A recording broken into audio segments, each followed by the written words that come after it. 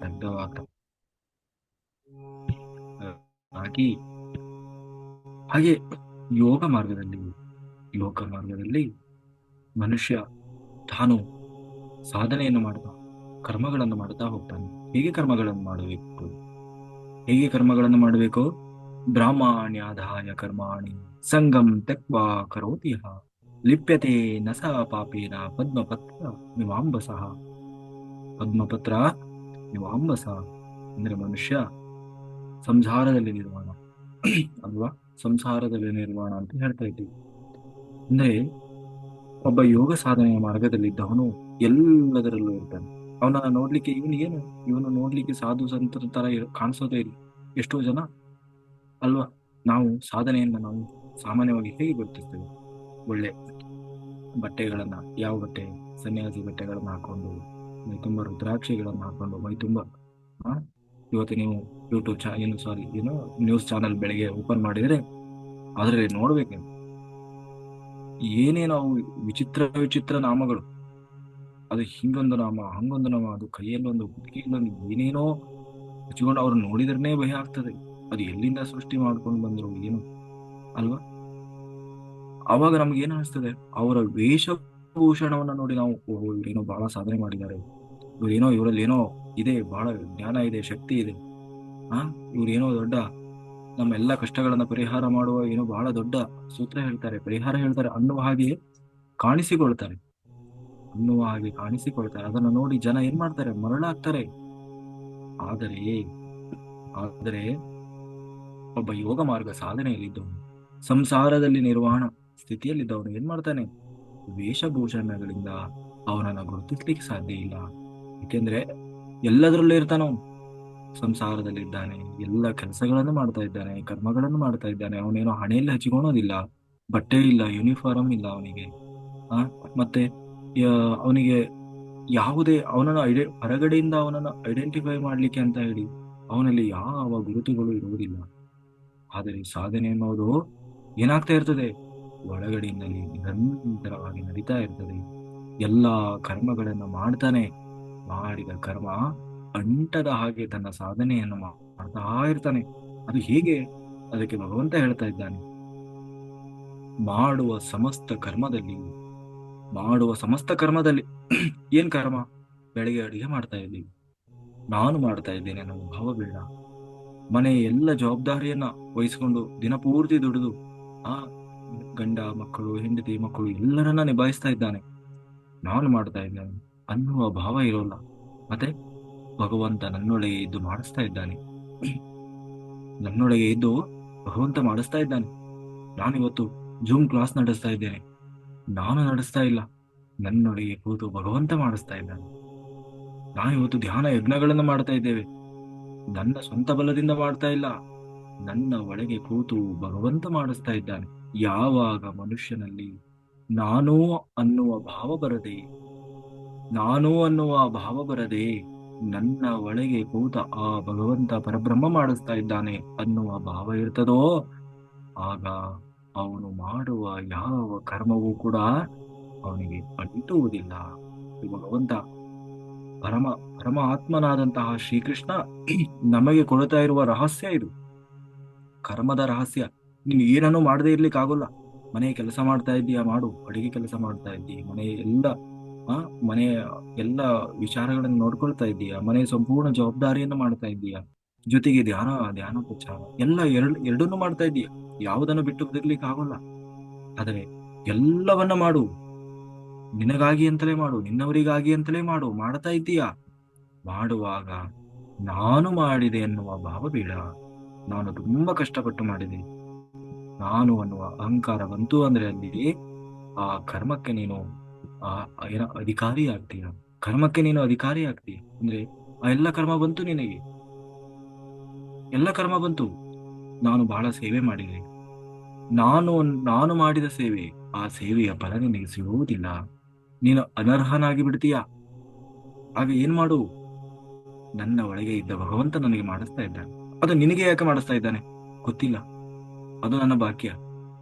ದೇವರು ನನಗೆ ಆ ಅರ್ಹತೆ ನಾನು ಹೇಗೋ ಸಂಪಾದನೆ ಮಾಡಿದ್ದೇನೋ ಏನೋ ಸಾಧನೆ ಮಾಡಿ, ಅದಕ್ಕೋಸ್ಕರ ದೇವರು ನನಗೆ ಆ ಭಾಗ್ಯ ಕೊಟ್ಟಿದ್ದಾನಲ್ವಾ, ಅದಕ್ಕೆ ನಾನು ಭಗವಂತನಿಗೆ ಕೃತಜ್ಞ. ಅದಕ್ಕೆ ನಾನು ಭಗವಂತನಿಗೆ ಯಾವಾಗ್ಲೂ ಕೃತಜ್ಞತೆ ಹೇಳ್ತಾ ಇರ್ಬೇಕು. ಅದು ಮತ್ತೆ ಯಾವ ಟೈಮಲ್ಲಿ ಬೇಕಾದ್ರೂ ಭಗವಂತ ಅದನ್ನು ಕಸ್ಕೊಂಡು ಬಿಡಬಹುದು. ಯೋಗ್ಯತೆ ಅರ್ಹತೆ ಇಲ್ಲದೆ ಹೋದ್ರೆ ಕಸಿದುಕೊಂಡು ಬಿಡಬಹುದು. ಮನುಷ್ಯನಿಗೆ ನಾನು ನಾನು ಅನ್ನುವುದು ಬರಬಾರದು. ಬಂದ್ರೆ ಏನಾಗ್ತಾನೆ ಅವನು? ಕರ್ಮದಲ್ಲಿ ಮತ್ತೆ ಮತ್ತೆ ಮತ್ತೆ ಸಿಕ್ಕಿ ಹಾಕಿಕೊಳ್ತಾ ಇರ್ತಾನೆ. ಆ ಕರ್ಮದ ನಿಜವಾದ ಫಲ ಅವನಿಗೆ ಸಿಗುವುದಿಲ್ಲ. ಆದ್ರೆ ಒಬ್ಬ ಯೋಗಿಯಾದವನು ಎಲ್ಲ ಕರ್ಮಗಳನ್ನ ಮಾಡ್ತಾನೆ. ಮಾಡಿದರೂ ಕೂಡ ಅವನಿಗೆ ಕರ್ಮ ಅನ್ನುವುದು ಅಂಟುವುದಿಲ್ಲ. ಯಾಕೆ? ಎಲ್ಲವನ್ನು ಕೂಡ ಭಗವಂತನ ಪ್ರಜ್ಞೆಯನ್ನ ಇಟ್ಟುಕೊಂಡು ಮಾಡ್ತಾನೆ, ಬ್ರಹ್ಮ ಪ್ರಜ್ಞೆಯಲ್ಲಿ ಮಾಡ್ತಾನೆ. ಯಾಕೆ ಹೇಗೆ ಅಂತಂದ್ರೆ ಅದಕ್ಕೆ ಭಗವಂತ ಪರಮ ಆತ್ಮನಾದಂತಹ ಯೋಗೀಶ್ವರ ಶ್ರೀಕೃಷ್ಣ ನಾನು ಉದಾಹರಣೆ ಹೇಳ್ತಾ ಇದ್ದಾನೆ. ಏನು? ಪದ್ಮ ಪತ್ರ ಮೀಮಾಂಬಸ. ಪದ್ಮಪತ್ರ ಮೀಮಾಂಬಸ ಅಂದ್ರೆ ತಾವರೆ ಎಲೆ ಇರ್ತದಲ್ವಾ, ಕಮಲದ ಹೂವು, ಅದು ಕೆಸರಿನಲ್ಲೇ ಬೆಳೀತದೆ. ಕೆಸರು ಕೆಸರು ಈ ಕೆರೆಗಳೆಲ್ಲ ಇರ್ತದಲ್ವಾ, ಅದರಲ್ಲಿ ಎಲ್ಲ ಜಡ್ಡು ಕೆಸರು ಎಲ್ಲ ಬೆಳ್ಕೊಂಡಿರ್ತದೆ. ಶುದ್ಧ ನೀರಲ್ಲಿ ಏನ್ ಬೆಳೆಯೋಲ್ಲ ಅದು, ಕೆಸರಿನಲ್ಲೇ ಬೆಳೆಯೋದು. ಆದರೆ ನೀವು ನೋಡಿ, ಆ ಕಮಲದ ಹೂ ಸ್ವಲ್ಪನಾದ್ರೂ ಗಲೀಜಾಗಿರ್ತದ? ಗಲೀಜ್ ಆಗೋಲ್ಲ, ಅಷ್ಟು ಶುದ್ಧ ಸ್ಥಿತಿಯಲ್ಲಿ ಇರ್ತದೆ. ಅಷ್ಟೇ ಅಲ್ಲ, ಆ ತಾವರೆ, ಆ ಕಮಲದ ಎಲೆ ಇಷ್ಟಗಲ ಹರಡಿಕೊಂಡಿರ್ತದೆ ಆ ಏನೋ ಇದ್ರ ಮೇಲೆ, ನೀರಿನ ಮೇಲೆ. ಆದ್ರೆ ಆ ನೀರು, ನಾವೇನಾದ್ರೂ ನೀರನ್ನ ಆ ಎಲೆ ಮೇಲೆ ಹಾಕಿದ್ರೆ ಅದು ಅಂಟಿಕೊಳ್ಳೋದಿಲ್ಲ, ಅದು ಜಾರಿ ಹೋಗ್ತದೆ, ನೀರು ಜಾರಿ ಹೋಗ್ತದೆ. ಅಂದ್ರೆ ಆದ್ರೆ ಹಾಗಂತ ಹೇಳಿ ಆ ಕೆಸರಲ್ಲಿ ನೀರಿಲ್ಲ, ಕೆಸರಿಲ್ಲ, ಬತ್ತಿ ಹೋಯ್ತು ಅಂದ್ರೆ ಗಿಡನೂ ಬತ್ತಿ ಹೋಗಿ ಬಿಡ್ತದೆ ಅಲ್ವಾ, ಸತ್ತೋಗ್ಬಿಡ್ತದೆ ಅದು. ಅದು ಬದುಕಬೇಕು ಅಂದ್ರೆ ಕೆಸರು ಬೇಕು, ಕೆಸರಿನಲ್ಲೇ ಇರ್ತದೆ. ಆದರೆ ಕೆಸರನ್ನ ಅಂಟಿಸಿಕೊಳ್ಳದೆ ಇರ್ತದೆ. ಹಾಗೆ ಒಬ್ಬ ಯೋಗ ಮಾರ್ಗ ಸಾಧನೆಯಲ್ಲಿದ್ದವನು, ಸಂಸಾರದಲ್ಲಿ ನಿರ್ವಾಣದ ಮಾರ್ಗದಲ್ಲಿದ್ದವನು ಎಲ್ಲದರಲ್ಲೂ ಇರ್ತಾನೆ. ಗಂಡ ಇರ್ತಾನೆ, ಹೆಂಡತಿ ಇರ್ತಾರೆ, ಮಕ್ಕಳು ಇರ್ತಾರೆ, ಬಂಧು ಬಾಂಧವರು ಇರ್ತಾರೆ, ಯೋಗಿಗಳು ಇರ್ತಾರೆ, ಸಾಧನೆ ಇರ್ತದೆ. ಮನೆ ಸಂಸಾರದ ಎಲ್ಲ ಆ ಶರೀರ ಧರ್ಮ, ಕುಟುಂಬ ಧರ್ಮ, ಸಂಘ ಧರ್ಮ ಎಲ್ಲವನ್ನು ಮಾಡ್ತಾ ಇರ್ತಾನೆ. ಜೊತೆಗೆ ಆತ್ಮ ಧರ್ಮವನ್ನು ಕೂಡ ಸರಿಸಮಾನವಾಗಿ ನಿಭಾಯಿಸ್ತಾ ಇರ್ತಾನೆ. ಹೀಗೆ ನಿಭಾಯಿಸುವಾಗ ಎಲ್ಲ ಕರ್ಮಗಳನ್ನ ಮಾಡ್ತಾನಲ್ವಾ, ಅದನ್ನ ನಾನು ಮಾಡಿದೆ ಅಂತ ಭಾವದಿಂದ ಮಾಡುವುದಿಲ್ಲ. ನನ್ನ ಒಳಗೆ ಕೂತು ಭಗವಂತ ಮಾಡಿಸ್ತಾ ಇದ್ದಾನೆ. ಹಾಗಾಗಿ ಆ ಸದಾ ಭಗವಂತನ ಪ್ರಜ್ಞೆಯಲ್ಲಿ ಇದ್ದಾನೆ. ಅವನು ಬುದ್ಧಿವಂತ. ಇದು ರಹಸ್ಯ, ಇದು ರಹಸ್ಯ. ಇದು ಈ ರಹಸ್ಯವನ್ನ ತಿಳ್ಕೊ ಅರ್ಜುನ. ಅರ್ಜುನ ಅಂದ್ರೆ ಬರೀ ಅರ್ಜುನನಿಗೆ ಹೇಳ್ತಾ ಇರುವುದಲ್ಲ, ಪ್ರತಿಯೊಬ್ಬ ಸಾಧಕನಿಗೆ ಹೇಳುವ ಮಾತು. ಇದು ರಹಸ್ಯ. ಇದು ಈ ಯಾವಾಗ ಹೀಗೆ ಆತ್ಮಜ್ಞಾನಿ ಸಾಧನೆಯನ್ನು ಮಾಡತಾ ಇರ್ತಾನೆ, ಆಗ ಇನ್ನೊಂದು ರಹಸ್ಯವನ್ನ ಹೇಳ್ತಾ ಇದ್ದೀನಿ. ಇಷ್ಟೆಲ್ಲ ನೀನು ಮಾಡ್ತಾ ಇದ್ದೀಲ್ವಾ, ಮಾಡುವಾಗ ನಿನಗೆ ಇನ್ನೊಂದು ರಹಸ್ಯವನ್ನು ಹೇಳ್ದಂತ. ಇದು ಬಹಳ ಮುಖ್ಯ. ಇದನ್ನ ನೀನು ಪಾಲನೆ ಮಾಡಿದೆ ಅಂದ್ರೆ ನೀನು ಗೆದ್ದ ಹಾಗೆ. ವಿದ್ಯಾ ವಿನಯ ಸಂಪನ್ನೆ ಬ್ರಾಹ್ಮಣೆ ಗವಿಹಸ್ತಿನಿ ಶುಚಿ ಚೈವ ಶಪಾಕೆ ಚಾ ಪಂಡಿತ ಸಮದರ್ಶಿನಃ. ಅತ್ಯಂತ ಅತ್ಯಂತ ಪ್ರಮುಖವಾದದ್ದು ಇದು. ಅಂದ್ರೆ ಯಾರು ಯೋಗ ಮಾರ್ಗದ ಸಾಧನೆಯಲ್ಲಿ ಇರ್ತಾನೋ, ಯೋಗಿ ಆಗಿರ್ತಾನೋ, ಅವನು ಹೇಗೆ ನೋಡ್ತಾನೆ ಗೊತ್ತಾ ಜಗತ್ತನ್ನ, ಪ್ರಪಂಚವನ್ನ? ಅದಕ್ಕೆ ದೇವರು ಹೇಳ್ತಾ ಇದ್ದಾನೆ, ಏನು, ಅವನು ಸಾಮಾನ್ಯನಲ್ಲ, ಅವನು ಆತ್ಮಜ್ಞಾನಿ. ಎಂತಹ ಆತ್ಮಜ್ಞಾನಿ! ವಿದ್ಯಾ ವಿನಯ ಸಂಪನ್ನೆ. ವಿದ್ಯೆ ಅಂದ್ರೆ ಸಮಸ್ತ ವಿದ್ಯೆ ಅವನಲ್ಲಿ ಜಾಗೃತವಾಗಿರ್ತದೆ. ವಿನಯತೆ, ಯಾರಲ್ಲೂ ಗರ್ವವನ್ನು ತೋರಿಸುವುದಿಲ್ಲ, ಅಷ್ಟು ವಿನಯತೆಯಿಂದ ಕೂಡಿರ್ತಾನೆ, ಬ್ರಾಹ್ಮಣನಾಗಿರ್ತಾನೆ. ಯಾರು ಬ್ರಾಹ್ಮಣ ಅಂದ್ರೆ? ಶುದ್ಧ ಸಾತ್ವಿಕ ಸ್ಥಿತಿಯನ್ನ ಹೊಂದಿದ ಪ್ರತಿಯೊಬ್ಬ ಆತ್ಮಯೋಗಿ ಅವನು ಬ್ರಾಹ್ಮಣ. ಬ್ರಾಹ್ಮಣ ಜಾತಿಯಲ್ಲಿ ಬಂದವನಲ್ಲ. ಯಾರು ಶುದ್ಧ ಸಾತ್ವಿಕ ಗುಣದ ಸ್ವಭಾವವನ್ನು ದಾಟಿದ್ದಾನೋ, ನಿರ್ಗುಣ ಸ್ಥಿತಿಯನ್ನ ಹೊಂದಿದ್ದಾನೋ, ಅವನು ಬ್ರಾಹ್ಮಣ. ಅಂತಹ ನಿರ್ಗುಣ ಪ್ರಕಾಶಮಾನವಾದ ಶುದ್ಧ ಸಾತ್ವಿಕ ಗುಣ ಸಂಪನ್ನನಾದವನು ಹೇಗಿರ್ತಾನಂತೆ? ಗೋವಿನ ಹಾಗೆ ಇರ್ತಾನಂತೆ. ಗೋವು ಗೋವು ಹೇಗಿರ್ತದ? ಆ ಶಾಂತ ಸ್ವಭಾವ ಗೋವು ಅಲ್ವಾ? ಅಂತಹ ಗೋವು ಇದ್ರು ಆ ಗೋವು ಏನ್ ಮಾಡ್ತದೆ? ಯಾರಿಗಾದ್ರು ತೊಂದರೆ ಕೊಡ್ತದ? ಇಲ್ಲ. ಅಂತಹ ವ್ಯಕ್ತಿ ಇಡೀ ಜಗತ್ತನ್ನ ಹೇಗೆ ನೋಡ್ತಾನಂತೆ ಅಂದ್ರೆ, ಸಾತ್ವಿಕ ಗುಣ ಇರುವಂತಹ ಪ್ರಧಾನವಾದಂತಹ ಆನೆಯಂತಹ ವ್ಯಕ್ತಿಯಾಗಿರ್ಲಿ, ರಜೋಗುಣ ಸ್ವಭಾವ ಇರುವಂತಹ ನಾಯಿಯಂತಹ ವ್ಯಕ್ತಿಯಾಗಿರ್ಲಿ, ಅಥವಾ ತಾಮಸ ಗುಣ ಸಂಪೂರ್ಣ ಇರುವಂತಹ ನಾಯಿ ಮಾಂಸವನ್ನೂ ಕೂಡ ಬಿಡದೆ ಬೇಯಿಸಿ ತಿನ್ನುವಂತಹ ಪರಮ ಪಾಪಿಷ್ಟ ಚಂಡಾಲನಾಗಿದ್ದರೂ ಸರಿ, ಎಲ್ಲರನ್ನು ಏನ್ ಮಾಡ್ತಾನೆ, ಅವರ ಗುಣದಿಂದ ಅವರನ್ನ ಗುರುತಿಸುವುದಿಲ್ಲ. ಏನ್ ಮಾಡ್ತಾನೆ ಅದು ಪಶು ಪಕ್ಷಿ ಪ್ರಾಣಿ ಯಾರೇ ಆಗಿರ್ಲಿ, ಎಲ್ಲರನ್ನ ಸಮಾನವಾಗಿ ನೋಡ್ತಾನೆ. ಅದೇ ವಿಧದ ಮನುಷ್ಯನಾಗಲಿ ಪ್ರಾಣಿಯಾಗಲಿ ಎಲ್ಲರನ್ನ ಸಮದೃಷ್ಟಿಯಲ್ಲಿ ಕಾಣ್ತಾನೆ. ಅವನೇ ಆತ್ಮಯೋಗಿ. ಅವನಿಗೆ ಬೇಕು ಅನ್ನೋದು ಇಲ್ಲ, ಅವರನ್ನು ಕಂಡ್ರೆ ನನಗೆ ಇಷ್ಟ ಅಂತನೂ ಇಲ್ಲ, ಇವರನ್ನ ಕಂಡ್ರೆ ನನಗೆ ದ್ವೇಷ ಅಂತಲೂ ಇಲ್ಲ. ಅವರು ಒಳ್ಳೆಯವರು ಅಂತನೂ ಇವನಿಗಿಲ್ಲ, ಇವರು ಕೆಟ್ಟವರು ಅಂತನೂ ಇಲ್ಲ. ಮತ್ತೆ ಅವನಿಗೆ ಎಲ್ಲರೊಳಗೂ ಆ ಏನೋ ಪರಮ ಪುರುಷೋತ್ತಮನಾದಂತಹ ಆ ಪರಬ್ರಹ್ಮನೇ ಕಾಣಿಸ್ತಾ ಇರ್ತಾನೆ. ಸಕಲ ಚರಾಚರ ಪ್ರಾಣಿ ಕೋಟಿಗಳ ಒಳಗೆ ಭಗವಂತನನ್ನೇ ಕಾಣ್ತಾ ಇರ್ತಾನೆ.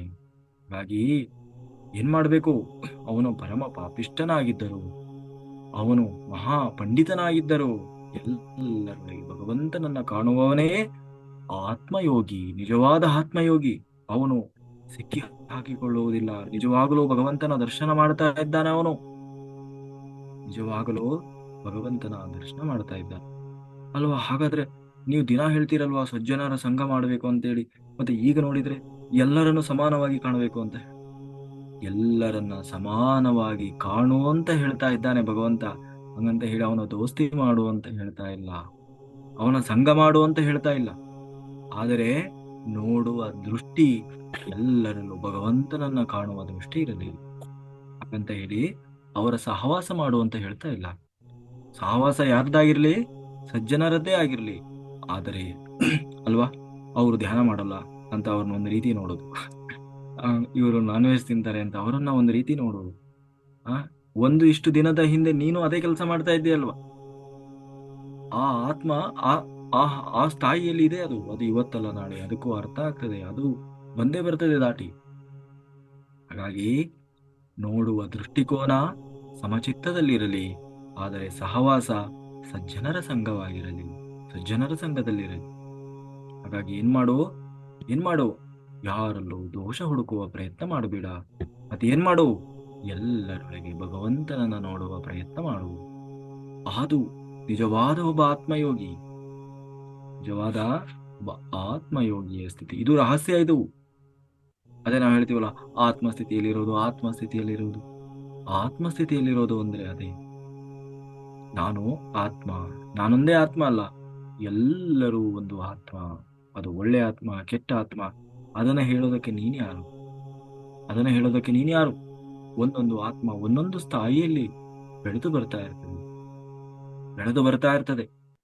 ನೀನು ಏನನ್ನ ಗುರುತಿಸುವನಾಗಬೇಕು, ಅವನ ಒಳಗೆ ಇರುವ ಆ ಪರಿಶುದ್ಧನಾದಂತಹ ಪರಮ ಪುರುಷೋತ್ತಮನಾದಂತಹ ಪರಬ್ರಹ್ಮನನ್ನ ಹುಡುಕುವವನೇ ಮಾತ್ರ ಆಗಬೇಕೇ ಹೊರತು ಅವನ ದೋಷಗಳನ್ನ ಅಥವಾ ಅವನ ಶುದ್ಧ ಗುಣಗಳನ್ನ ಗುರುತಿಸುವನಾಗಬೇಕು. ಹಾಗಂತ ಹೇಳಿ ಎಲ್ಲರ ಸಹವಾಸ ಮಾಡುವಂತ ಹೇಳ್ತಾ ಇಲ್ಲ, ಸಜ್ಜನರ ಸಹವಾಸವನ್ನೇ ಮಾಡು. ಅದನ್ನು ನೋಡುವ ದೃಷ್ಟಿಕೋನ ಮಾತ್ರ ಎಲ್ಲರಲ್ಲೂ ಸಮಾನವಾಗಿರಲಿ. ನಿನ್ನ ಒಳಿತಿಗಾಗಿ, ನಿನ್ನ ಕೆಡುಕಿಗಾಗಿ ಯಾರನ್ನು ದೂರಬೇಡ. ಯಾಕೆ ದೂರಬೇಡ? ಉದ್ಧರೇದಾತ್ಮಾನಾತ್ಮಾನ ನಾತ್ಮಾನಮಾವಸಾದಯು ಆತ್ಮೈವ ಆತ್ಮನೋ ಬಂಧುರಾತ್ಮೈವ ರಿಪುರಾತ್ಮನಃ. ನೋಡು, ನಿನ್ನ ಉದ್ಧಾರ, ನೀನು ಹಾಳಾಗೋದು, ನೀನು ಬಿಟ್ಟು ಹೋಗೋದು, ನೀನು ಕೆಟ್ಟು ಹೋಗೋದು ಅವರಿಂದ ಆದೆ ಇವರಿಂದ ಆದೆ, ಅಥವಾ ಅವರ ಮಾತನ್ನ ಕೇಳಿ ಇವರ ಮಾತನ್ನ ಕೇಳಿ ನಿನ್ನ ಮಾತನ್ನ ಕೇಳಿ ನೀನು ಏನು ಮಾಡಿದರೂ ಎಲ್ಲವೂ ಅದಕ್ಕೆ ನಿನ್ನೇ ಮೂಲ ಕಾರಣ ಆಗಿರ್ತೀಯ. ಬೇರೆಯವರು ಅದಕ್ಕೆ ಕಾರಣ ಅಲ್ಲ. ಅವರವರ ಉದ್ಧಾರವನ್ನ ಅವರೇ ಮಾಡಿಕೊಳ್ಬೇಕು. ಅವರವರ ಉದ್ಧಾರವನ್ನ ಅವರೇ ಮಾಡಿಕೊಳ್ಬೇಕು. ಒಬ್ಬರನ್ನ ಇನ್ನೊಬ್ಬರು ಯಾವಾಗಲೂ ಉದ್ಧಾರ ಮಾಡ್ಲಿಕ್ಕೆ ಸಾಧ್ಯ ಇಲ್ಲ. ಒಬ್ಬರ ಹಸಿವನ್ನ ಇನ್ನೊಬ್ಬರು ತೀರಿಸ್ಲಿಕ್ಕೆ ಸಾಧ್ಯ ಇಲ್ಲ ಅಲ್ವಾ. ನಿಮಗೆ ಹಸಿವಾದ್ರೆ ನಾನು ಊಟ ಮಾಡಿದ್ರೆ ನಿಮಗೆ ಹೊಟ್ಟೆ ತುಂಬುತ್ತದ? ಇಲ್ಲ, ಹೊಟ್ಟೆ ತುಂಬೋದಿಲ್ಲ. ಯಾರಿಗೆ ಹಸಿವಾಗಿದೆಯೋ ಅವರೇ ಊಟ ಮಾಡಬೇಕು. ಯಾರಿಗೆ ನಿದ್ದೆ ಬರ್ತಾ ಇದೆಯೋ ಅವರೇ ನಿದ್ದೆ ಮಾಡಬೇಕು. ಅವರವರ ಸಾಧನೆಯನ್ನ ಅವರೇ ಮಾಡಿಕೊಳ್ಳಬೇಕು. ಅವರವರ ಜ್ಞಾನವನ್ನ ಅವರೇ ಸಂಪಾದಿಸಿಕೊಳ್ಬೇಕು. ಒಬ್ಬರು ಚೆನ್ನಾಗಿ ಧ್ಯಾನ ಸಾಧನೆಯನ್ನು ಮಾಡಿ ಯೋಗಿಯಾಗಿ ಆತ್ಮಜ್ಞಾನವನ್ನ ಸಂಪಾದನೆ ಮಾಡಿಕೊಂಡ್ರೆ ಅದು ಅವನ ಹಿರಿತನಾಗ್ತದೆ. ಅವನು ಬೆಳಿತಾನೆ. ಅದರಿಂದ ನಿನಗೇನು ಸಿಕ್ತು? ಅವನು ಬೆಳೆದ. ಯಾಕೆ? ಅವನ ಪ್ರಯತ್ನ ಅದು. ಒಬ್ಬರ ಹಿರಿತನ ಯಾವತ್ತೋ ಇನ್ನೊಬ್ಬರ ಹಿರಿತನ ಆಗ್ಲಿಕ್ಕೆ ಸಾಧ್ಯ ಇಲ್ಲ. ಹಾಗಾಗಿ ನಮ್ಮ ಕರ್ಮಗಳು ನಮಗೆ ಫಲಗಳನ್ನ ನಮಗೇ ನೀಡುತ್ತದೆ. ನಮ್ಮ ಕರ್ಮಗಳನ್ನ ನಾವೇ ಸರಿ ಮಾಡ್ಕೊಳ್ಬೇಕು. ಹಾಗಾಗಿ ಏನ್ ಮಾಡು? ಧ್ಯಾನಾಸಕ್ತನಾಗು, ಧ್ಯಾನಮಗ್ನನಾಗು, ಧ್ಯಾನ ಕರ್ಮವನ್ನ ಸಂಪೂರ್ಣವಾಗಿ ಅಳವಡಿಸಿಕೊಳ್ಳು. ಯಾಕೆ? ನಿನ್ನನ್ನು ನೀನೇ ಉದ್ಧಾರ ಮಾಡಿಕೊಳ್ಬೇಕು. ತನ್ಮೂಲಕ ಆತ್ಮ ಶಕ್ತಿಯನ್ನ ಹೆಚ್ಚುತ್ತಾ ಇರಬೇಕು. ಆಗ ಆತ್ಮವೇ ಬಂಧು ಆಗ್ತದೆ. ಆತ್ಮಕ್ಕೆ ಆತ್ಮವೇ ಬಂಧು. ಹಾಗಲ್ಲದೆ ಸಮಯವನ್ನ ವ್ಯರ್ಥ ಮಾಡಬೇಡ. ಯಾಕೆ? ಮಾನವ ಜನ್ಮ ದುರ್ಲಭವಾದದ್ದು. ಈ ಕ್ಷಣ ಯಾವಾಗ ನೀರ ಮೇಲಿನ ಗುಳ್ಳಿ ನಿಜವಲ್ಲ ಹರಿಯೇ ಗೊತ್ತಿಲ್ಲ. ಯಾವಾಗ ಯಾರ ಪ್ರಾಣ ಪಕ್ಷಿ ಯಾವಾಗ ಹಾರಿ ಹೋಗ್ತದೋ ಗೊತ್ತಿಲ್ಲ. ಹಾಗಾಗಿ ಇದ್ದ ಸಮಯವನ್ನ ಏನೇನೋ ಮಾಡಿ ಸಮಯವನ್ನು ವ್ಯರ್ಥ ಮಾಡಿಕೊಳ್ಳಬೇಡ. ಈ ಸಂಪೂರ್ಣ ಸಮಯವನ್ನ ಎಷ್ಟು ಸಾಧ್ಯವಾಗ್ತದೋ ಅಷ್ಟು ಸಮಯವನ್ನ ನಿನ್ನ ಆತ್ಮದ ಉನ್ನತಿಗಾಗಿ ಯೋಗ ಮಾರ್ಗ ಸಾಧನೆಯಲ್ಲಿ ತೊಡಗಿಸಿಕೋ. ಅಂತಹ ವಿಷಯ ಸಂದರ್ಭದಲ್ಲಿ ಏನೋ ನಮ್ಮ ಆತ್ಮವನ್ನ ನಾವೇ ವ್ಯರ್ಥವಾಗಿ ನಮ್ಮ ಸಮಯವನ್ನ ಹಾಳು ಮಾಡಿದ್ರೆ ನಮ್ಮ ಆತ್ಮವನ್ನ ನಾವೇ ಅವನತಿ ತಂದುಕೊಂಡ ಹಾಗಾಗ್ತದೆ. ನಾವು ಆತ್ಮ ಹಂತಕರಾಗಿರ್ತೇವೆ. ಯಾರು ಆತ್ಮಹಂತಕರೆಂದರೆ ನಮ್ಮ ಆತ್ಮದ ಉನ್ನತಿಗಾಗಿ ಅಲ್ಲದೆ ವ್ಯರ್ಥವಾಗಿ ನಮ್ಮ ಸಮಯವನ್ನ ಇನ್ಯಾವ್ಯಾವುದೋ ಸಮಯದಲ್ಲಿ ಕೆಲಸಕ್ಕಾಗಿ ನಮ್ಮನ್ನು ನಾವು ತೊಡಗಿಸಿಕೊಂಡ್ರೆ ಆಗೆಲ್ಲ ನಾವು ಆತ್ಮಹಂತಕರಾಗಿ ಜೀವಿಸ್ತಾ ಇರ್ತೇವೆ. ಯಾವಾಗ ನನ್ನ ಆತ್ಮದ ಉನ್ನತಿಗಾಗಿ ಅಂತ ನನ್ನ ಸಮಯವನ್ನು ಮೀಸಲಿಟ್ಟೆನೋ ಆಗ ಅದೇ ನಿಜವಾಗಲೂ ನಮ್ಮ ಸರಿಯಾದ ಸಮಯದ ಸದ್ವಿನಿಯೋಗ. ಅದು ಬಿಟ್ಟು ಆತ್ಮಕ್ಕಾಗಿ ಅಲ್ಲದೆ ಬೇರೆ ಇನ್ಯಾವುದಕ್ಕೋ ನಮ್ಮ ಸಮಯವನ್ನು ಇಟ್ಟಾಗ ನಾವು ಆತ್ಮಹಂತಕರಾಗಿರ್ತೇವೆ. ಹಾಗಾಗಿ ಮನುಷ್ಯ ಆತ್ಮಹಂತಕನಾಗಬಾರ್ದು. ಆತ್ಮಹಂತಕ ಅಂದ್ರೆ ಯಾರು? ನನ್ನ ಆತ್ಮವನ್ನು ನಾನೇ ನಾಶ ಮಾಡಿಕೊಳ್ತಾ ಇರೋನು. ಅಂತಹ ಏನ್ ಮಾಡ್ಬೇಕು? ಸಂದರ್ಭದಲ್ಲಿ ನಮಗೆ ನಾವೇ ಶತ್ರು ಆಗಬಾರದು. ಯಾವುದೇ ಲೋಕದಲ್ಲೇ ಇರಲಿ, ಯಾವುದೇ ಕಾಲದಲ್ಲೇ ಇರಲಿ, ನಮ್ಮ ವಾಸ್ತವವನ್ನು ನಾವೇ ಸೃಷ್ಟಿ ಮಾಡಿಕೊಳ್ತಾ ಇದ್ದೇವೆ. ಅದು ಕಲಿಯುಗ ಇರಲಿ, ಸತ್ಯಯುಗ ಇರಲಿ, ಭೂಲೋಕ ಆಗಿರ್ಲಿ, ಸತ್ಯಲೋಕ ಆಗಿರ್ಲಿ, ಅವನು ಶೈಶವಾತ್ಮದಲ್ಲೇ ಇರಲಿ, ವೃದ್ಧಾತ್ಮನಾಗಿರಲಿ, ಮುಕ್ತಾತ್ಮನಾಗಿರಲಿ, ಜ್ಞಾನಿ ಆಗಿದ್ದರು, ಅಜ್ಞಾನಿ ಆಗಿದ್ದರು, ಪಂಡಿತನಾಗಿದ್ದರು, ಪಾಮರನಾಗಿದ್ದರು, ಎಲ್ಲವೂ ಯಾವುದಕ್ಕೆ? ನಮ್ಮ ವಾಸ್ತವಕ್ಕೆ ನಾವೇ ಸೃಷ್ಟಿಕರ್ತರು. ಅಂದ್ರೆ ಎಲ್ಲದರ ಮೂಲ ಯಾರು? ನಾವೇ. ಇವತ್ತು ನಾನು ಜ್ಞಾನಿಯಾಗಿದ್ರು ಅದಕ್ಕೆ ನನ್ನ ಸಾಧನೆ ಕಾರಣ. ನಾನು ಅಜ್ಞಾನಿಯಾಗಿದ್ದರು ಅದಕ್ಕೆ ನನ್ನ ವ್ಯರ್ಥವಾಗಿ ಸಮಯ ಹಾಳು ಮಾಡಿದ್ದೇ ಕಾರಣ. ಹಾಗಾಗಿ ನಮ್ಮ ಬಾಯಿಯಲ್ಲಿನ ಮಾತೆ, ನಮ್ಮ ಹಣೆಯ ಮೇಲಿನ ಬರಹ, ನಮ್ಮ ಭಾವಗಳೇ ನಮ್ಮ ನಿರಂತರ ಪರಿಣಾಮಗಳಿಗೆ ಕಾರಣ. ನಮ್ಮ ಆಲೋಚನೆಗಳಿಂದ, ನಮ್ಮ ಮಾತುಗಳಿಂದ, ನಮ್ಮ ಕೆಲಸಗಳಿಂದ ನಮ್ಮನ್ನು ನಾವು ಉದ್ಧರಿಸಿಕೊಳ್ತಾ ಇದ್ದೇವೆ, ಇಲ್ಲ ಎಡವಿ ಬೀಳ್ತಾ ಇದ್ದೇವೆ. ಎರಡೂ ನಾವೇ ಮಾಡ್ಕೊಳ್ತಾ ಇದ್ದೇವೆ. ಪ್ರತಿ ಕ್ಷಣವನ್ನು ಪೂರ್ತಿಯಾಗಿ ಉಪಯೋಗಿಸಿಕೊಳ್ಳಬೇಕು, ಸದ್ವಿನಿಯೋಗ ಮಾಡಿಕೊಳ್ಬೇಕು. ಅದಕ್ಕೆ ಏನ್ ಮಾಡು? ನಿರಂತರವಾಗಿ ಶ್ವಾಸದ ಮೇಲೆ ಧ್ಯಾಸ ಇಟ್ಟು ಯೋಗ ಮಾರ್ಗ ಸಾಧನೆಯನ್ನು ಮಾಡು, ಸ್ವಾಧ್ಯಾಯ ಮಾಡು. ಯಾರ ಬಳಿ ಎಷ್ಟು ಜ್ಞಾನ ಇರ್ತದೋ ಆ ಜ್ಞಾನವನ್ನು ಸಂಪೂರ್ಣ ತಗೊಳ್ಳೋ ಪ್ರಯತ್ನ ಮಾಡು. ಎಲ್ಲರಲ್ಲಿ ದೈವತ್ವವನ್ನ ನೋಡು, ಎಲ್ಲರನ್ನ ಸಮಾನವಾಗಿ ಗೌರವಿಸು. ಈಶ್ವರ ಪ್ರಣಿಧಾನ ಅಂದ್ರೆ ಎಲ್ಲರೊಳಗೂ ಆ ಪರಮ ಪುರುಷೋತ್ತಮನನ್ನೇ ನೋಡುವ ಪ್ರಯತ್ನ ಮಾಡು. ಉತ್ತಮರು ಅಮೂಲ್ಯವಾದ ಸಮಯವನ್ನು ಎಂದು ವ್ಯರ್ಥ ಮಾಡುವುದಿಲ್ಲ, ಸದ್ವಿನಿಯೋಗ ಮಾಡಿಕೊಳ್ತಾರೆ. ಎಲ್ಲರಿಂದಲೂ ಸಮಯವನ್ನ ಸದ್ವಿನಿಯೋಗ ಮಾಡಿಸುವವರು ಉತ್ತಮೋತ್ತಮರು ಅವರೇ ಪುರುಷೋತ್ತಮರು. ಪುರುಷರಲ್ಲಿ ಪುರುಷ ಅಂದ್ರೆ ಯಾರು? ಆತ್ಮ. ಪುರುಷ ಅಂದ್ರೆ ಆತ್ಮ. ಆ ಪುರುಷ ಉತ್ತಮ. ಆತ್ಮಗಳಲ್ಲೇ ಅತ್ಯಂತ ಉತ್ತಮವಾದದ್ದು ಅಂತ. ಆತ್ಮದಲ್ಲೇ ಅತ್ಯಂತ ಉತ್ತಮವಾದದ್ದು. ಹೀಗೆ ನೀನು ಯೋಗ ಮಾರ್ಗ ಸಾಧನೆಯಲ್ಲಿ ನಿನ್ನ ಸಾಧನೆಯನ್ನ ತೀವ್ರಗೊಳಿಸು. ಹೇಗ್ ಮಾಡೋದು? ಅದಕ್ಕೆ ದೇವರು ಹೇಳ್ತಾ ಇದ್ದಾನೆ, ಧ್ಯಾನ ಮಾಡು. ಹೇಗೆ ಧ್ಯಾನ ಮಾಡೋದು? ಶುಚೌ ದೇಶೆ ಪ್ರತಿಷ್ಠಾಪ್ಯ ಸ್ಥಿರಮಾಸನಾಂ ಸ್ಥಿರಮಾಸನ ಮಹಾತ್ಮನಃ ನಾತ್ಯಾಚಿತ್ತಂ ನಾತಿಚಿ ನಾತಿ ನೀಚಂ ಚೈಲಾ ಚೈಲಾಜಿ ನಕಶೋತ್ತರಂ.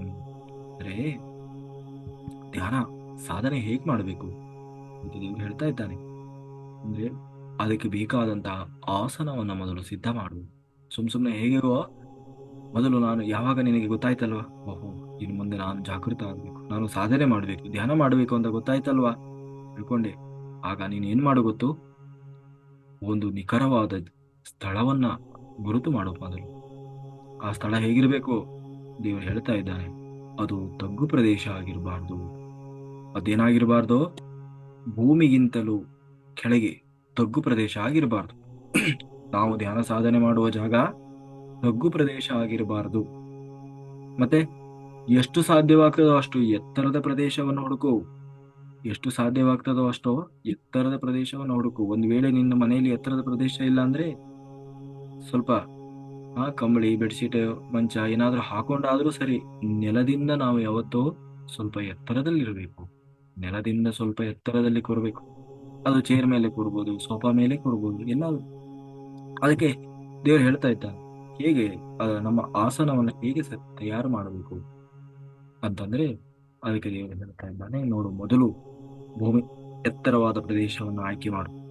ಅದು ಬೆಟ್ಟ, ಗುಡ್ಡ, ಅಥವಾ ಮೇಲೆ ಯಾವುದೋ ಒಂದು ಬೆಟ್ಟದ ಮೇಲಿನ ಗುಹೆನೋ. ಇವಾಗ ಗುಹೆಗೆಲ್ಲ ನಾವು ಹೋಗಕ್ಕಾಗಲ್ಲ. ಮನೆಯಲ್ಲೇ ಮನೆಯಲ್ಲೇ ಎತ್ತರದ ಜಾಗ ನೋಡು. ಅಂದ್ರೆ ನೆಲದ ನೀನು ಗುಂಡಿ ತೋಡಿ ಕೆಳಗೆ ಕೂರುವುದಲ್ಲ. ಯಾಕೆ? ದೇವರೇ ಹೇಳ್ತಾ ಇದ್ದಾರೆ, ಭೂಮಿಗೆ ಸಮವಾಗಿ ಅದ್ರ ಮೇಲೆ ಇರಬೇಕು ಯಾವತ್ತು. ಭೂಮಿಯ ಕೆಳಗೆ ಹೋಗುವ ಪ್ರಯತ್ನ ಮಾಡಬೇಡ. ಭೂಮಿಯಿಂದ ಮೇಲೆ ಎತ್ತರದ ಪ್ರದೇಶವನ್ನು ಆಯ್ಕೆ ಮಾಡ್ಕೊಂಡೆ ಅಲ್ವಾ? ಧ್ಯಾನ ಮಾಡುವ ಪ್ರದೇಶವನ್ನು ಆಯ್ಕೆ ಮಾಡ್ಕೊಂಡ್ಮೇಲೆ ಅಲ್ಲಿ ಹೋಗು. ಆ ಜಾಗವನ್ನ ಮೊದಲು ಶುಚಿ ಮಾಡು. ಯಾವುದೇ ಅಲ್ಲಿ ಹುಳ, ಇರುವೆಗಳು, ಅದು ಇದು ಏನೋ ಬಂದು ನಿನಗೆ ಡಿಸ್ಟರ್ಬ್ ಮಾಡಬಾರ್ದು ಧ್ಯಾನ ಸಾಧನೆ ಮಾಡುವಾಗ. ಹಾಗಂತ ನೀನು ತೀರ ಎತ್ತರ ಅಂದ್ರೆ ಯಾವುದೋ ಒಂದು ತುದೀ ಗುಂಡು ಕಲ್ ಮೇಲೆ ಕುತ್ಕೊಂಡು ಆ ಕಡೆ ಈ ಕಡೆ ಆಗಿ ಮತ್ತೆ ನೆಲಕ್ಕೆ ಬೀಳೋದು, ಹಾಗೆಲ್ಲ ಆಗ್ಬಾರ್ದು.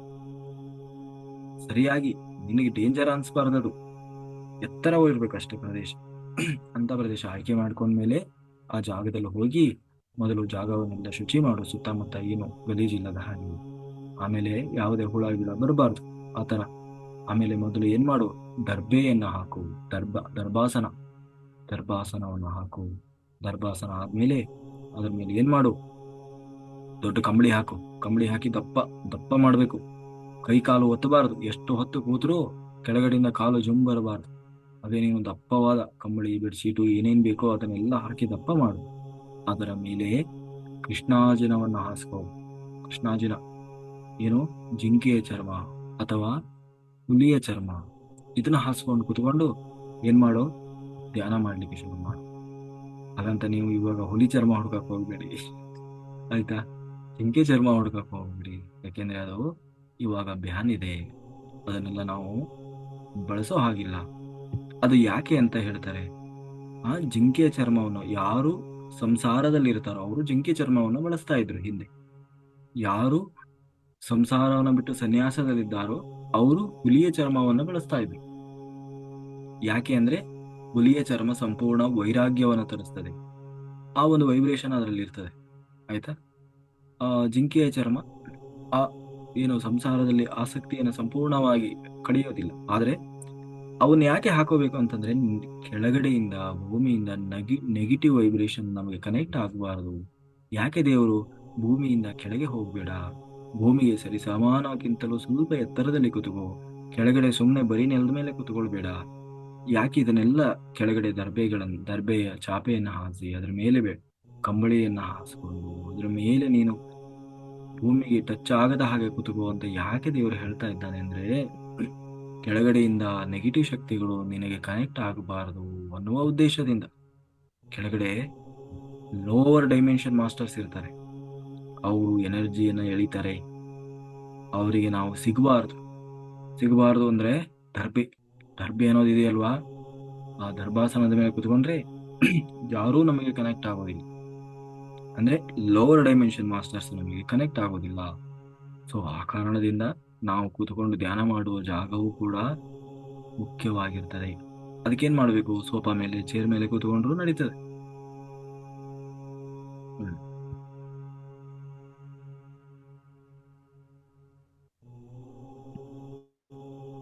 ಹೀಗೆ ನಾವು ನಮ್ಮ ಆಸನವನ್ನ ಸಿದ್ಧ ಮಾಡಿಕೊಂಡು ನಂತರ ಗೊತ್ತಿದೆಯಲ್ವಾ ಏನು? ತತ್ತೇಕಾಗ್ರಂ ಮನಃ ಕೃತ್ವ ಯಥಾ ಚಿತ್ತೇಂದ್ರಿಯ ಕ್ರಿಯ ಉಪವಿಶ್ಯಾಸನೆ ಯಂ ಜಾತ್ ಯೋಗಮಾತ್ಮ ಶುದ್ಧಯೇ.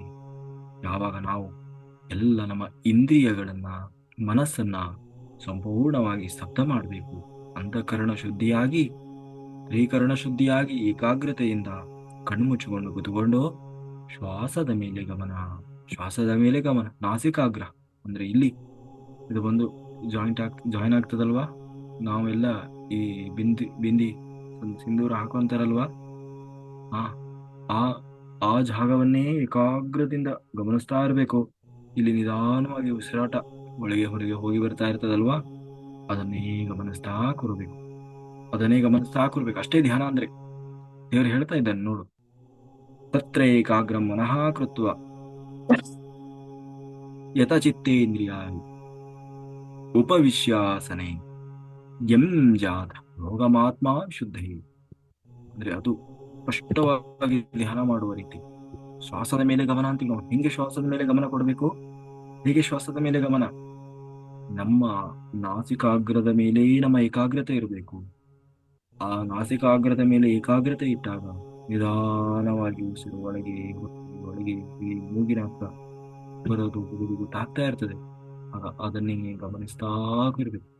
ಮುಂದೆ ಆಲೋಚನೆಗಳು ಬರ್ತದೆ, ಮತ್ತೆ ಮನಸ್ಸನ್ನ ಹೇಳ್ಕೊಂಡು ಅದನ್ನೇ ಗಮನಿಸ್ಬೇಕು.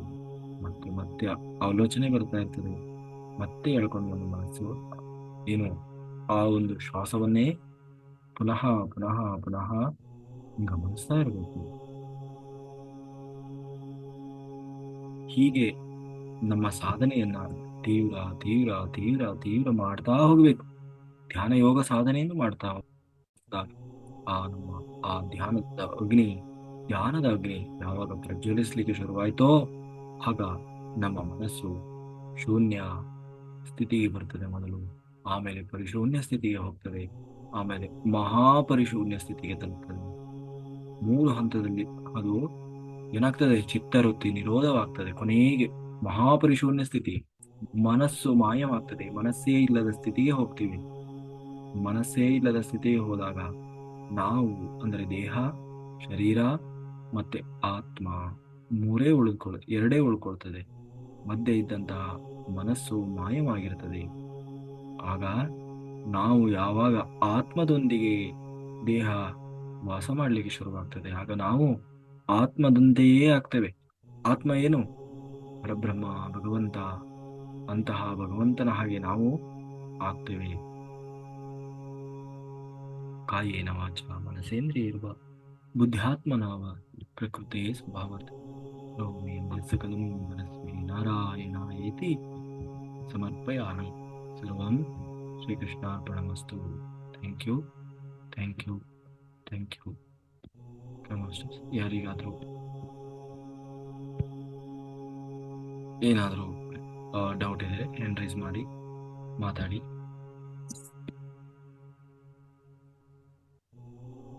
ಯಾರಿಗಾದ್ರೂ ಏನಾದರೂ ಡೌಟ್ ಇದ್ರೆ ಹ್ಯಾಂಡ್ ರೈಸ್ ಮಾಡಿ. ಆಮೇಲೆ ಎಲ್ಲರೂ ಧ್ಯಾನ ಮಾಡ್ತೀರಲ್ವಾ, ಈ ಗ್ರಂಥಿಗೆ ಅಂಗಡಿಗಳಿರ್ತದಲ್ವಾ, ಅಂದ್ರೆ ಪೂಜಾ ಸಾಮಗ್ರಿಗಳು ಸಿಗುವ ಅಂಗಡಿ, ಅಲ್ಲಿ ಹೋಗಿ ನೀವು ದರ್ಬೆಯ ಚಾಪೆ ಕೊಡಿ ಅಂದ್ರೆ ಕೊಡ್ತಾರೆ.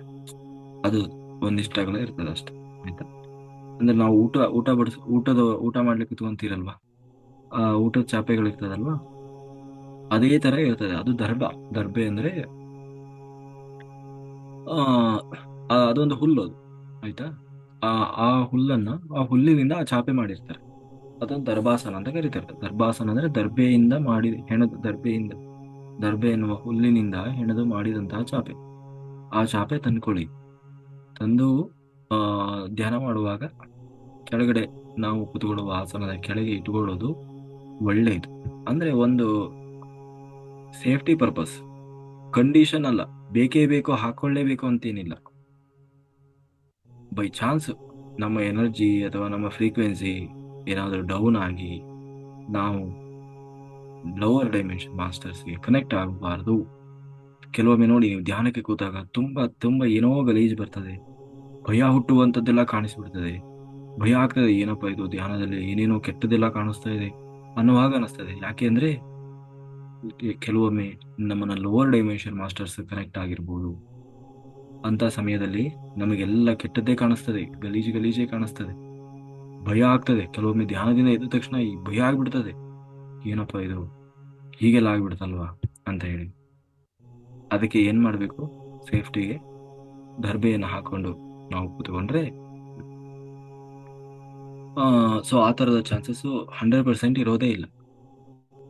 ಅಂದ್ರೆ ಯಾವಾಗಲೂ ಪಾಸಿಟಿವ್ ವೈಬ್ರೇಷನ್ ಇಲ್ಲ, ನಮಗೆ ನೆಗೆಟಿವ್ ಅನ್ನೋದು ಬರೋದೇ ಇಲ್ಲ. ಈಗ ನಾ ಕೂತ್ಕೊಂತೀನಲ್ವ, ನನ್ನ ಆಸನದ ಕೆಳಗೆ ಇದೆ ದರ್ಬೆಯನ್ನ ಹಾಕೊಂಡೆ ನಾನು ಕೂತ್ಕೊಳ್ಳೋದು. ದರ್ಭಾಸನ, ದರ್ಭಾ ಚಾಪೆ, ದರ್ಬೆ. ನೋಡ್ತೀರಾ ದರ್ಬೆ ಹೆಂಗಿರ್ತದೆ ಅಂತ? ಯಾರಾದ್ರೂ ನೋಡಿದೀರಾ? ಹ್ಮ್. ಏನಿಲ್ಲ, ಸಾಮಾನ್ಯ ಬಿಳಿ ಹುಲ್ಲು ಇರ್ತದಲ್ವ, ಅದೇ ತರ ಇರ್ತದೆ.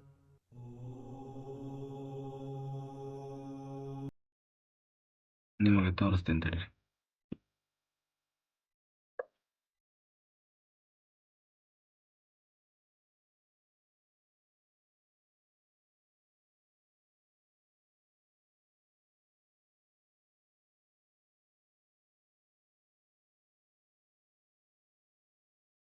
ಇಲ್ಲಿದೆ ನೋಡಿ, ಕಾಣಿಸ್ತಾ ಇದೆಯಾ?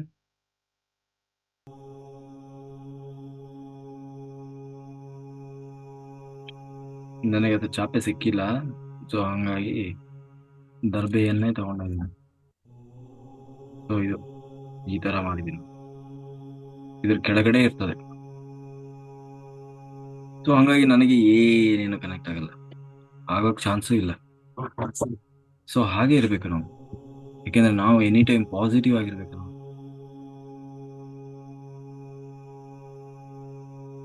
ಸೊ ಅದನ್ನ ಬಳಸಿ ಅದೇನು. ಮತ್ತೆ ನೀವು ಅದನ್ನ ಪತ್ರಿಜಿ ಹೇಳಿಲ್ಲ, ಅದು ಹೇಳಿಲ್ಲ, ಇದು ಹೇಳಿಲ್ಲ ಅಂದ್ರೆ ಅದು ನಿಮಗೆ ಬಿಟ್ಟಿದ್ದು. ಅಂದ್ರೆ ಇದನ್ನ ಗೀತೆಯಲ್ಲೇ ಹೇಳಿದ್ದಾರೆ, ಮತ್ತೆ ಹಿಂದಿನವರು ಕೂಡ ಬಳಸ್ತಾ ಇದ್ರು. ಋಷಿಮುನಿಗಳು, ಸಿದ್ಧರು, ಯೋಗಿಗಳು ಎಲ್ಲ ಇದೇ ಕಾರಣಕ್ಕೆ ದರ್ಬೆಯನ್ನ ಬಿಡ್ತಾನೆ ಇರಲಿಲ್ಲ. ದರ್ಬೆಯನ್ನ ಬಳಸ್ತಿದ್ರು.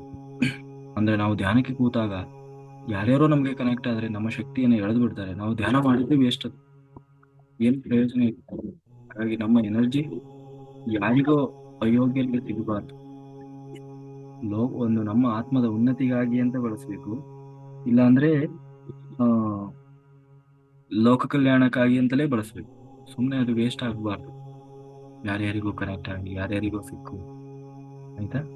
ಸೊ ಹಂಗಾಗಿ ಕೆಲವರಿಗೆ ಅನುಭವ ಆಗಿರ್ಬೋದು ಅಲ್ವಾ, ಧ್ಯಾನ ಮಾಡುವಾಗ ಭಯ ತರ ಆಗಿರೋದು, ಏನೋ ಹಿಡಿದು ಕೆಳಗೆ ಎಳೆದಂಗ ಆಗಿದ್ದು ಅಲ್ವಾ. ಹಾ, ನೋಡಿ ಇವ್ರ ಮನೇಲಿ ಇದೆ ಅಂತೆ, ಹೌದು ಇರ್ತದೆ ಸಾಮಾನ್ಯವಾಗಿ. ಇವನ್ ಕೆಲವರು ದೇವ್ರ ಪೂಜೆ ಮಾಡುವಾಗಲೂ ಹಾಕೊಂಡು ದೇವ್ರ ಪೂಜೆ ಮಾಡ್ತಾರೆ, ಆಯ್ತಾ. ಸಾಮಾನ್ಯವಾಗಿ ಯಜ್ಞಯಾಗ ಮಾಡುವವರು ಕೂಡ ಈ ಋತ್ವಿಜರು ಇರ್ತಾರಲ್ವಾ, ಆ, ಯಜ್ಞಯಾಗಗಳನ್ನು ಮಾಡುವಾಗ ನೋಡಿ ಅವ್ರು ದರ್ಭಾಸನ ಹಾಕೊಂಡೇ ಅದ್ರ ಮೇಲೆ ಕೂತ್ಕೊಳ್ಳೋದು. ಯಾಕೆಂದ್ರೆ ಅವರು ಮಂತ್ರ ಗಿಂತ್ರ ಹೇಳುವಾಗ ಅದು ಇದು ಏನೇನೋ ಮಾಡ್ತಿರ್ತಾರಲ್ವಾ, ಅದರ ಒಂದು ವೈಬ್ರೇಷನ್ ಅವ್ರಿಗೆ ಏನು ಎಫೆಕ್ಟ್ ಆಗಬಾರದು, ಒಟ್ಟಿನಲ್ಲಿ ಅವರಿಗೆ ತೊಂದರೆ ಆಗಬಾರದು ಅನ್ನುವ ಕಾರಣ. ಆಮೇಲೆ ನೋಡಿ, ಇಲ್ಲಿ ಪವಿತ್ರಂ ಅಂತ ಹಾಕೊಂತಾರೆ, ನೀವು ಯಾವ ತರ ನೋಡಿರ್ಬೋದು. ಈ ಪೂಜೆ ಪುನಸ್ಕಾರ ಯಜ್ಞ ಯಾಗಗಳನ್ನು ಮಾಡ್ತಾರಲ್ವ, ಅವಾಗ ಈ ಮಂತ್ರ ಮಂತ್ರ ತಂತ್ರ ಪ್ರಯೋಗ ಎಲ್ಲ ನೀವು ಗಮನಿಸಿರ್ಬೇಕು. ಅವರು ಇಲ್ಲಿ ಪವಿತ್ರಂ ಅಂತ ಹೇಳಿ ಈ ಉಂಗುರ ಇದರಲ್ಲಿ ದರ್ಬೆಯನ್ನು ತೆಗೆದು ಹಾಕೊಂಡಿರ್ತೀವಿ. ಯಾಕೆ ಅಂದ್ರೆ ಏನ್ ಮಿಸ್ಟೇಕ್ ಆದ್ರೂ ನಮಗೆ ಏನೋ ಡೇಂಜರ್ ಆಗ್ಬಾರ್ದು ಅಂತ, ಸೇಫ್ಟಿ. ಯಾರು ಕನೆಕ್ಟ್ ಆಗ್ಬಾರ್ದು, ಯಾವ ಎನರ್ಜಿ ಯಾವ ಶಕ್ತಿಯು ನಮಗೆ ಕನೆಕ್ಟ್ ಆಗ್ಬಾರ್ದು ಅಂತ, ನಾವು ನಾವಾಗೇ ಇರ್ಬೇಕು ಅಂತ. ಸೊ ಹಂಗಾಗಿ ಅದು ಅದರ ಒಂದು ಅದನ್ನು ಜಾಸ್ತಿ ಪಿಂಡ ಪ್ರದಾನ ಅದು ಇದು ಮಾಡುವಾಗ ಅದನ್ನು ಕಂಪಲ್ಸರಿ ಅದು ಹಾ, ಅಂದ್ರೆ ಪಿತೃ ಕಾರ್ಯಗಳನ್ನು ಮಾಡುವಾಗ ಬಳಸ್ತಾರೆ. ಅಂದ್ರೆ ಅದರ ಉದ್ದೇಶ ಅದನ್ನ ನಾವು ಸಾಧನೆಗೆ ಧ್ಯಾನ ಸಾಧನೆಗೂ ಕೂಡ ಅದರ ಒಂದು ಪಾಸಿಟಿವ್ ಅಲ್ವಾ, ಬಳಸ್ಕೊಂಡ್ರೆ ತಪ್ಪೇನಿಲ್ಲ. ಈಗ ಕ್ರಿಸ್ಟಲ್ಸು ಅದು ಇದು ಎಲ್ಲ ಬಳಸ್ಕೊಂತೀವಲ್ವಾ ಧ್ಯಾನಕ್ಕೆ. ಹಾ, ಅದೇ ರೀತಿ ಆ ಒಂದು ವೈಬ್ರೇಷನ್ ಅನ್ನು ಕೂಡ ನಾವು ಬಳಸ್ಕೋಬೇಕು. ಅಂದ್ರೆ ಯಾವುದೇ ನೆಗೆಟಿವ್ ಶಕ್ತಿಗಳು ನಮಗೆ ಕನೆಕ್ಟ್ ಆಗಲ್ಲ. ಕಡೆ ಎಲ್ಲ ಎಲ್ಲೋ ಅಲ್ಲಿ ಇಲ್ಲಿ ಹೋದಾಗ ಅದೇನ್ ಮಾಡಂಗಿಲ್ಲ, ಎಲ್ಲ ಕಡೆನೇ ಎತ್ಕೊಂಡು ಹೋಗಕ್ಕಾಗಲ್ಲ. ಅಟ್ಲೀಸ್ಟ್ ಮನೇಲಿ ಇದ್ದಾಗ ಅದನ್ನ ಹಾಕೊಂಡು ಧ್ಯಾನ ಮಾಡೋದು.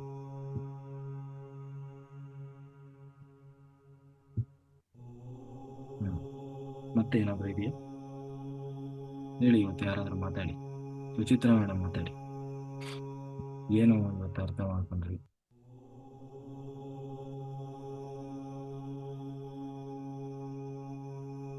ಎಲ್ಲಿದ್ದೀರಿ ನೀವು?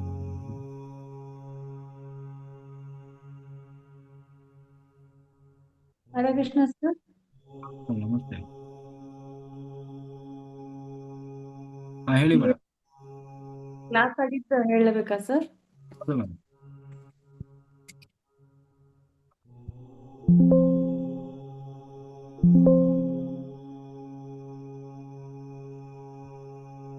ಸೊ ಜ್ಞಾನದ ಮಹತ್ವದ ಬಗ್ಗೆ ಕ್ಲಾಸ್ ಆಗ್ತಿದೆ ಸರ್. ಸೊ ಜ್ಞಾನದ ಅಗ್ನಿಯನ್ನು ಉರಿಸಬೇಕು. ಈ ಅಗ್ನಿ ಸಮಸ್ತ ಸಂಕಷ್ಟಗಳನ್ನ ನಿವಾರಣೆ ಮಾಡುತ್ತದೆ. ಯೋಗ ಸಾಧನೆಯಲ್ಲಿ ಇರುವವನು ಸಂಸಾರದಲ್ಲಿ ನಿರ್ಮಾಣ ಹೊಂದಿ ಸಾಧನೆಗೈಯುತ್ತಾನೆ. ಯಾವಾಗ ಮನುಷ್ಯನು ತಾನು ಮಾಡುವ ಎಲ್ಲಾ ಕೆಲಸಗಳನ್ನು ತಾನು ಮಾಡುತ್ತಿದ್ದೆ ಎಂದು ಅಂದುಕೊಳ್ಳದೆ ನನ್ನಲ್ಲಿ ಭಗವಂತ ಮಾಡಿಸುತ್ತಾನೆಂದು ಭಾವಿಸಿಕೊಂಡಾಗ ಅವನಿಗೆ ಯಾವುದೇ ಕರ್ಮಗಳು ಅಂಟುವುದಿಲ್ಲ. ತಾವರೆ ಕೆಸರಿನಲ್ಲೇ ಬೆಳೆದರೂ ಅದಕ್ಕೆ ಯಾವುದೇ ಕೆಸರು ಅಂಟುವುದಿಲ್ಲ. ಆದಷ್ಟು ಕೆಸರಲ್ಲಿ ಇದ್ಕೊಂಡೇ ಬೆಳೆಯಲಿಕ್ಕೆ ಸಾಧ್ಯ ಆಗುತ್ತದೆ. ಯೋಗ ಮಾರ್ಗದ ಸಾಧನೆ ಇರುವವನು ವಿದ್ಯಾ ವಿನಯ ಸಂಪನ್ನನಾಗಿರುತ್ತಾನೆ. ನಿರ್ಗುಣ ಸ್ಥಿತಿಯಲ್ಲಿ ಇರುವವನು ಶುದ್ಧ ಬ್ರಾಹ್ಮಣನು. ಆತ್ಮಯೋಗಿ ಆದವನು ಎಲ್ಲರಲ್ಲೂ ಭಗವಂತನನ್ನು ಕಾಣುತ್ತಿರುತ್ತಾನೆ.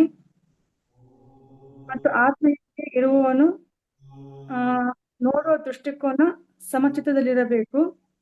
ಅಂದ್ರೆ ಮನುಷ್ಯ ಎಷ್ಟು ತಪ್ಪು ಮಾಡಿದರೂ ಅವನು ಎಲ್ಲರಲ್ಲೂ ಭಗವಂತನೇ ಕಾಣಬೇಕು. ಅವರವರ ಉದ್ಧಾರವನ್ನು ಅವರವರೇ ಮಾಡಿಕೊಳ್ಳಬೇಕು ಹಾಗೂ ಅವರವರ ಸಾಧನೆಯನ್ನು ಮತ್ತು ಜ್ಞಾನವನ್ನು ಅವರೇ ಕಂಡುಕೊಳ್ಳಬೇಕು. ಸಮಯವನ್ನು ಎಂದು ವ್ಯರ್ಥ ಮಾಡಬಾರದು. ಸಂಪೂರ್ಣ ಸಮಯವನ್ನು ಧ್ಯಾನ ಸಾಧನೆಗೆ ಉಪಯೋಗಿಸಿಕೊಳ್ಳಬೇಕು ಹಾಗೂ ಧ್ಯಾನ ಮಾಡುವ ಸ್ಥಳವನ್ನು ಆದಷ್ಟು ಎತ್ತರವಾಗಿರುವ ನೋಡಿಕೊಳ್ಳಬೇಕು. ಅದನ್ನು ಶುಚಿಯಾಗಿಟ್ಟುಕೊಂಡು ಶ್ವಾಸದ ಮೇಲೆ ಗಮನ ಹರಿಸುತ್ತಾ ಧ್ಯಾನ ಮಾಡಬೇಕು. Very good, thank you madam, thank you. ಹಾ, ರತ್ನ ಮಾಸ್ಟರ್ ಮಾತಾಡಿ, ಶಿವಮೊಗ್ಗ.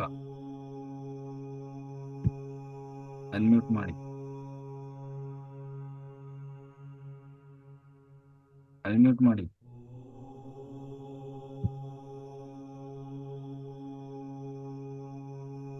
ಅಲ್ಲ ಅನ್ಮ್ಯೂಟ್ ಆಪ್ಷನ್ ಕ್ಲಿಕ್ ಮಾಡಿದ್ರೆ ಆಯ್ತು.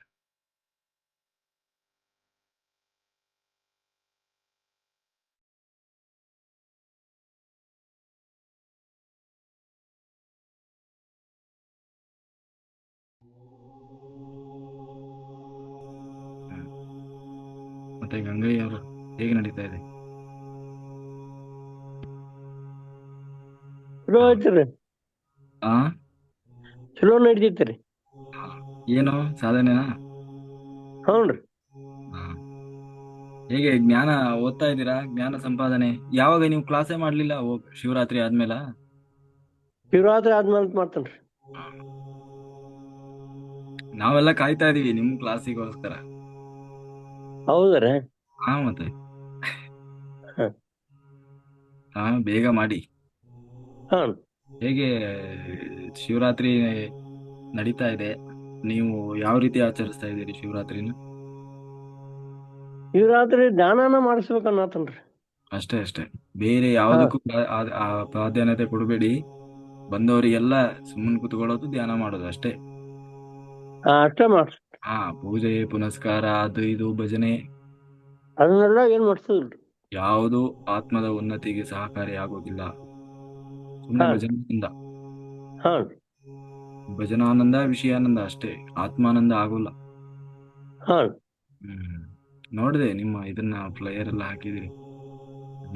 ಹಾ ವೆರಿ ಗುಡ್. ತುಂಬಾ ಒಳ್ಳೆ ಕಾರ್ಯಕ್ರಮ ಮಾಡ್ತಾ ಇದೀರಿ.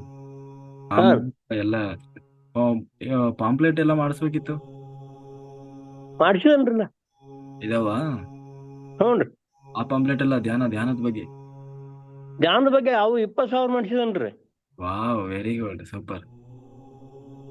ಹಾ, ಹೆಂಗೆ ಎಲ್ಲ ಹಂಚಿದೀರ ಎಲ್ಲರಿಗೂ?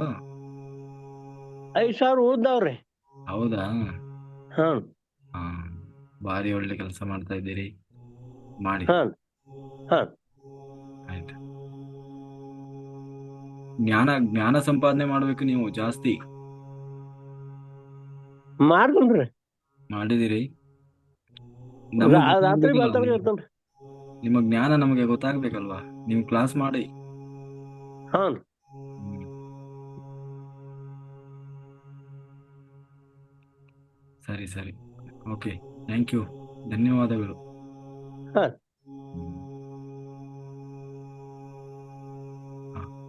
ಓಕೆ ಮಾಸ್ಟರ್ಸ್, ಎಲ್ಲರೂ ಬೆಳಿಗ್ಗೆವರೆಗೂ ಧ್ಯಾನ ಮಾಡಿ ಆಯ್ತಾ?